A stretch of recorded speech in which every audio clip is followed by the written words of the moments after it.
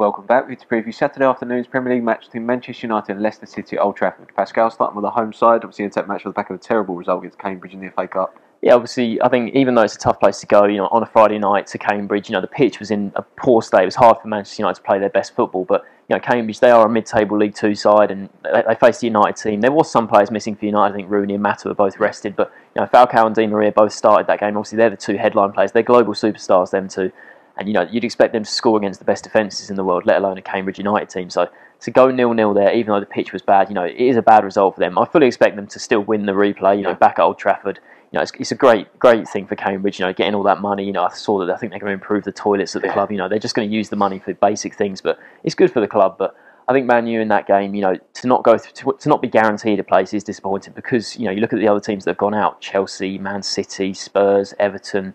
Liverpool aren't yet through. A lot of big teams have gone out of the competition. So I expect United to go through, and the FA Cup looks like a real chance of silverware for them this season now. Yeah, so it is a great chance for silverware. Last time out in the league as well. League form's been too many draws lately, but last time out against QPR, obviously they won 2-0, and I think the first half was one of the worst halves I've ever seen. It was that bad. It was terrible. United played 3-5-2 once again, and it was really poor. Second half, Fellaini came on at half time, did well, scored the first goal. James Wilson scored again later on, and it was a decent win against QPR, who are good at home, and it was a solid 2-0 win. But it's a situation formations again. He went 4 at the back against Cambridge and 5 at the back against QPR, and he still likes the 3 centre backs in there. But the problem is it's not creative enough. I think Van Gaal is obsessed, a little bit too overly obsessed with possession football. He likes to keep the ball. He likes to keep things tight, but I don't really have. I think when Young was in the team playing left wing back, he did okay. I'm sure can't keep fit at the moment. Rafael's been injured. Valencia's had his problems, and he's playing Di Maria up front. Di Maria's not a striker with the best will in the world. He was Real Madrid's behind Ronaldo, best player last one season when they won the Champions League, man of the match Champions League final, and he's an exceptional player. People talking about him flopping and stuff, that's ridiculous. He's a sensational player. He will come good, but you got to get him in the right position. And Rooney's playing centre mid. You switch those two for me. Just switch Di Maria and Rooney, and you go away again. But it's interesting to see for this weekend what his formation will be. Yeah, you mentioned sort of he hasn't quite decided on what his best formation is, but they actually have the third best defence in the league, man. Only Southampton and Chelsea have conceded more goals, and that's really surprising. They've conceded less goals than Man City. A really surprising stat. I was very surprised when I read that earlier, and and then it's their attack which is the problem. I think they've only scored 36 goals in the league this season, and which is amazing considering all the talent they've got, and that just shows that Van Gaal just hasn't quite worked out exactly what his best formation is.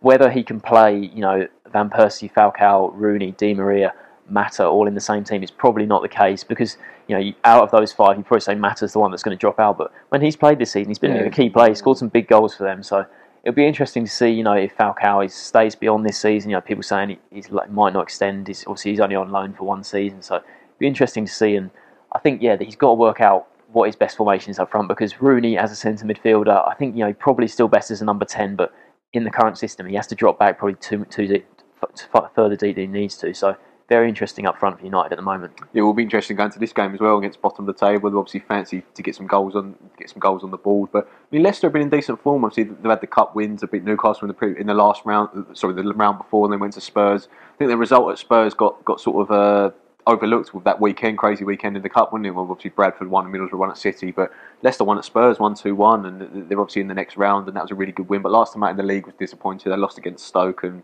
lost at home against Stoke. I think Kamaric came in. He made his debut in that game and came on and did okay, but it's their form in the league. If they go on a good cup run and get relegated, then that's not great, is it? Because the name of the game is staying in the Premier League. But Leicester have got some good players, and they'll go into underdogs, but they can take heart from their recent performances. Definitely. You mentioned there about the cup run and going down. You just look at what's happened to Wigan since they won the FA Cup. They're now so far behind in the Championship. So that's one thing that Leicester don't want to happen. I'm not saying it will, but obviously that's an indication of what can happen if you win the cup but get relegated as well. But I think Leicester, like you say, they've been decent about it. It's 3 wins in 4 games if you include the 2 victories in the cup. And I think you made a good point there about that result with Spurs was very impressive.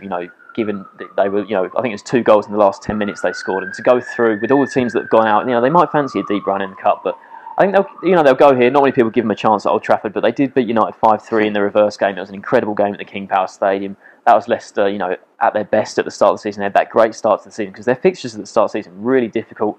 They were doing really well, but that win against United was their last for a long time. So since then, it's all gone a bit downhill for them. Obviously, they start this game bottom of the table, and I think it's a really big sort of month coming up for them. I think they could still be in the bottom three come March time because they face Arsenal, Everton, I think Chelsea, Man City in 5 of their next 6 games if you include the United one here.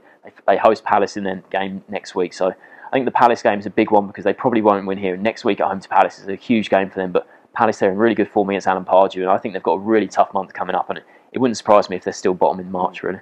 You should see what Nigel Pearson does here up front. And obviously, he likes Jamie Vardy's pace, and you think they're going to be struggling for possession at United. So whether he'll go for that, Joe obviously will like to think he's going to start on Kramaric as well. So interested to see what he does up front. Do you give him a chance to get anything from this game? I don't, to be honest with you. I think United, they might be able to get a goal. Leicester, sorry, they might be able to get a goal at Old Trafford. But I think United, they will prove too strong. I think United will really want to bounce back after that Cambridge game. So I'm going to back United to win this 4-1. I think 4-1. Yeah, I actually agree. I think they'll back United. I think if United can score early, I think that will settle everyone down and allow the game to sort of open up. So I'm actually going to back a 3-goal win. So I'm going to go 3-0 though. It's got comfortable wins for United. Thanks for joining us.